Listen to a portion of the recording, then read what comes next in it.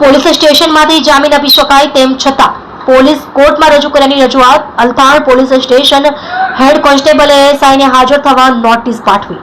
સુરતના અલથાણ વિસ્તારમાં 1.5 મહિના પહેલા એક સોસાયટીમાં બાળકને કૂતરો કરડવા મામલે બે પરિવારો વચ્ચે માથાકૂટ થઈ હતી. જે તે સમયે બંને પરિવારોએ સામસામે ફરિયાદ નોંધાવી હતી. 1.5 મહિના બાદ પણ આ વિવાદ શાંત નથી પડ્યો. જે બાળકને કૂતરો કરડ્યો હતો તે બાળકના માતા પિતા સામે પણ કૂતરાના માલિકોએ ફરિયાદ નોંધાવી હતી.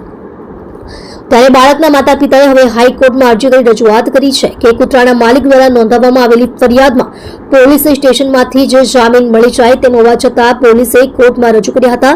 પરિવારની અરજી બાદ હાઈકોર્ટે અલથાણ પોલીસ સ્ટેશનમાં એએસઆઈને હાજર થવા નોટિસ પાઠવી છે. 1.5 મહિના પહેલા શું બન્યું હતું? સુરતના અલથાણ વિસ્તારમાં રહેતા દિનેશભાઈ બેંક કર્મચારી છે. તેઓ પોતાના પુત્ર આવિક જોશી સાથે 2 ઓક્ટોબરના રોજ પોતાની સોસાયટીની લિફ્ટમાં હતા અને જ્યારે લિફ્ટમાંથી બહાર નીકળ્યા ત્યારે અચાનક જ પાડોશીના પાલતુ શ્વાને તેમના પુત્ર પર હુમલો કર્યો હતો. લિફ્ટમાંથી બહાર નીકળવાની સાથે અચાનક સોસાયટીમાં રહેતા એક વ્યક્તિના પાલતુ શ્વાને તેમના પર હુમલો કરી દેતા તેને ગંભીર ઈજાઓ પહોંચી હતી. બાળકની માતા ખુશ્બુ શર્માએ આ અંગે સુરત વેસુ પોલીસમાં ફરિયાદ નોંધાવી હતી. વેસુ પોલીસે શ્વાનના માલિક આશિષ દુબે, પ્રશાંત ત્રિપાઠી સામે ગુનો નોંધ્યો હતો.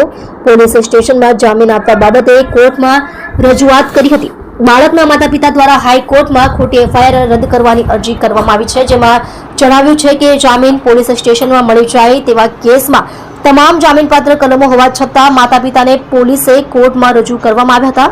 હાઈકોર્ટ દ્વારા ચાર્જશીટ પર સ્ટે મૂકવામાં આવ્યો છે અને ગુજરાત હાઈકોર્ટમાં એક અવમાનનાની અરજીમાં જામીનપાત્ર કલમ હેઠળ પોલીસ સ્ટેશન દ્વારા જામીન ના મંજૂર કરવા માટે હાઈકોર્ટે એએસઆઈ યોગેશ બાલુભાઈને નોટિસ આપી છે અને તેમને હાઈકોર્ટ સમક્ષ હાજર થવાનો નિર્દેશ આપ્યો છે.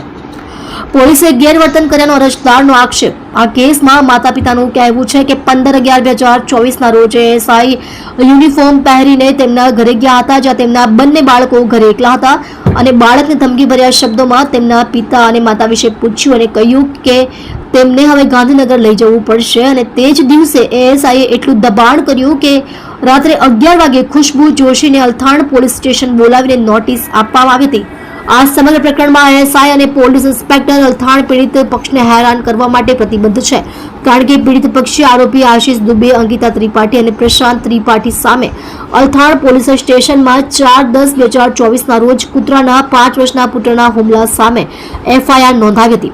પિતા સુરતની બહાર બેંકમાં નોકરી કરે છે અને માતા તેના 2 બાળકો સાથે સુરતમાં એકલી રહે છે. પોલીસના આ વર્તનથી આખો પરિવાર ખૂબ જ પરેશાન છે અને ડરી ગયો છે.